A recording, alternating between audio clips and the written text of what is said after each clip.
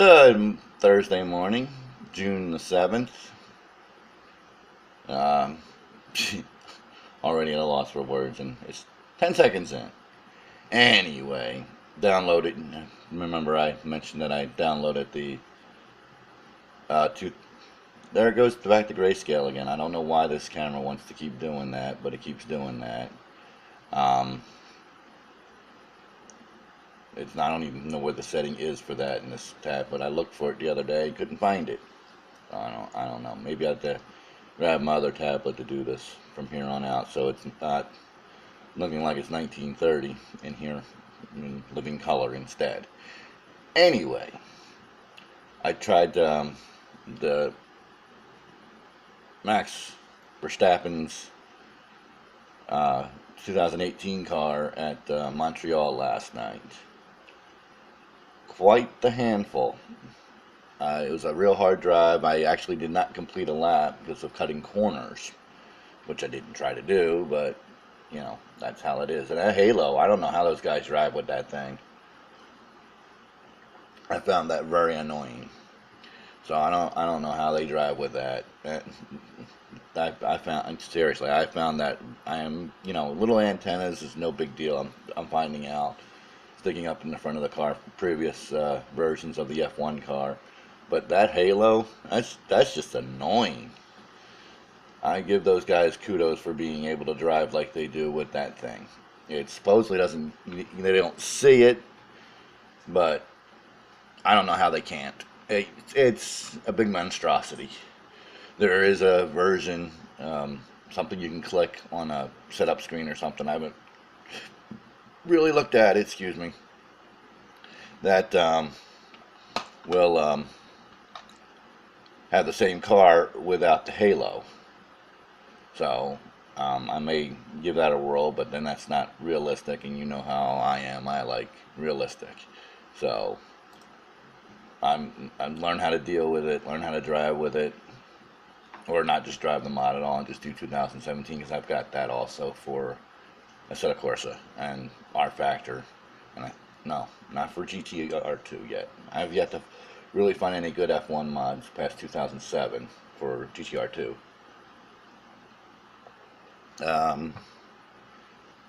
We got Le Mans coming up here in 9 days, so I'm expecting a few more hot lap challenges and different sims from High Bank for that. But you all watch that. That's a spectacle to see. Watch the movie Le Mans first, and then watch how it used to be, how good it used to be, and then as long as you don't as long as you don't mind a movie without a lot of dialogue and a lot of really deep plot, that's a movie to watch, because that's pure, pretty much just racing, and it's kind of cool. Yeah, we're all choked up this morning. That lilac bush is kicking my butt. I don't know. Could be anything else, because it's still, everything's starting to grow up, and temperatures drop to the low to mid 80s instead of being 90 to 95 to 100 like it was last week at this time. So that's not too bad. So I hope things are a little bit better where you are, but highly doubt it, because I think the whole country's going through this heat cool down. But the mid 80s is a lot more tolerable than the mid 90s, especially here in Iowa, where we've got nothing but corn and beans, and that kind of makes more humidity. Like when I used to live in the city, when it was nothing but concrete and always humidity, even when it wasn't well, anyway. There's something else I did, and I forgot what it was. Well, I fixed my problem. Got another problem, but I fixed the last problem. Now I got another problem, so don't worry about that. I got that under control, hopefully.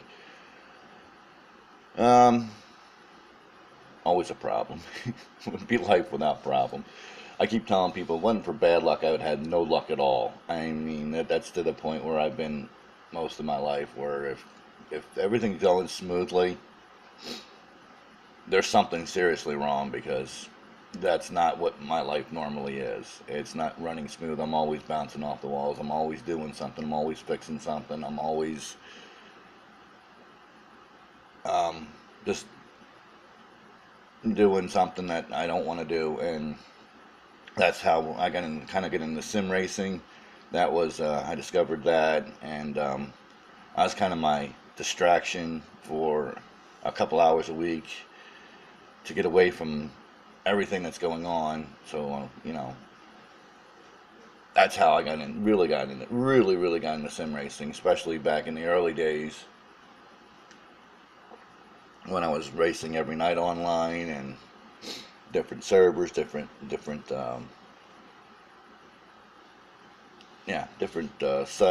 leagues. I was in 2 or 3 leagues at one time, and then another league would pop up and ask me to join. They wanted a back marker because that's what I was. Always probably will be. Like I said the other day, I only got 7 wins online in 15 odd years of online racing. So, that's that's not impressive. That's Kyle Petty-ish. You know, so there you go. Kyle Petty was never considered a great driver.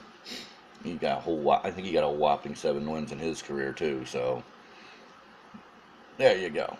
I'm the Kyle Petty of online racing. Anyway,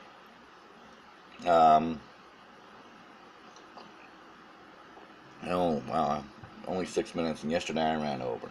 And I ran over a couple of days, but today seems to be a loss for words because I really didn't do much on sim racing yesterday, other than take care of life's problems. That's what most of yesterday was. So,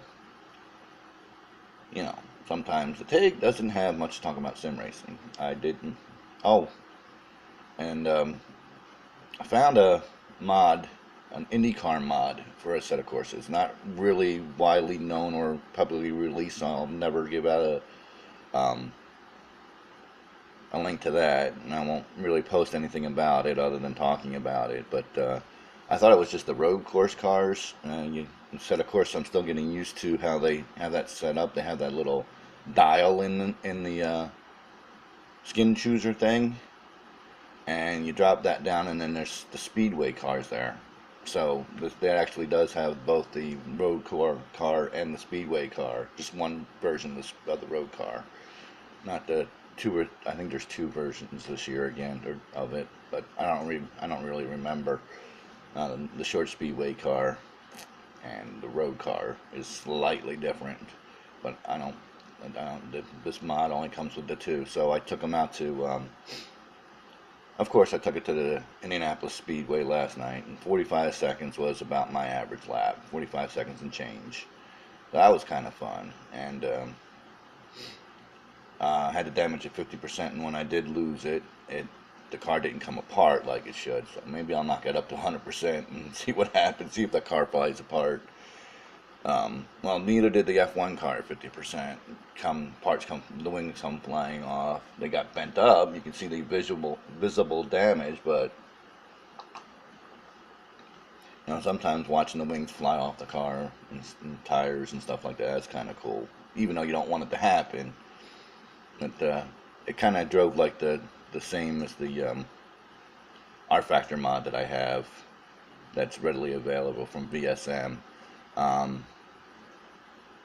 It's the first lap or 2 you gotta kind of feather the throttle to get through the corners so it doesn't spin out till the tires warm up, and then after that the tires are warmed up and you can go flat out around it. And I only went in the highest I got since there was no way.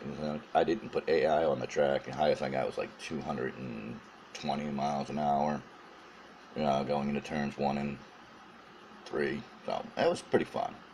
So now I've got that, and that I figured out the problem with the IndyCar track.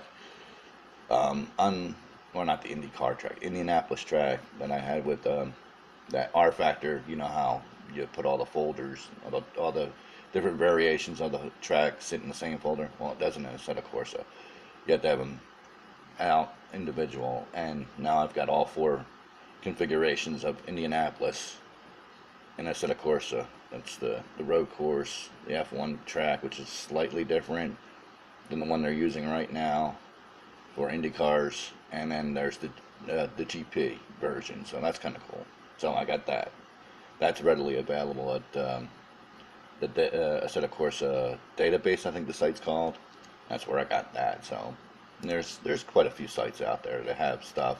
Race Department is the best, but if there's a legal issue about it, they won't host it. So you got to kind of nose around for it.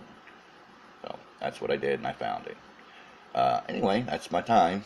Smoke me a kipper. I'll be back for breakfast.